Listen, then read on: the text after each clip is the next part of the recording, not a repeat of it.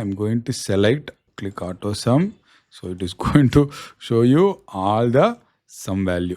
ஒரே கிளிக் தான். இந்த இடத்துல வந்து பார்த்தீங்கன்னா ஒரு கிரீன் கலர் இருக்கு கரெக்ட். இந்த கிரீன் கலர் என்ன சொல்லுது? ஃபார்முலா ஒமிட்ஸ் அட்ஜசன்ட் செல். இதோட அட்ஜசன்ட் செல் என்ன? இந்த இருக்கிற செல்லை வந்து ஒமிட் பண்ணி இருக்குது அப்படின்னு சொல்லி ஒரு இன்ஃபர்மேஷன். நெக்ஸ்ட் வந்து பார்த்தீங்கன்னா update formula to include cells. அதாவது அதையும் சேர்த்து நான் இன்க்ளூட் பண்ணவா, நான் ஆட்டோமேட்டிக்காக இன்க்ளூட் பண்ணவான்னு கேட்குது. இப்போ இன்கேஸ் வந்து இப்போ இன்க்ளூட் வேல்யூ என்ன பார்த்தீங்கன்னா 51,607. இது எதுனாலன்னு சொல்லுங்க பார்க்கலாம்.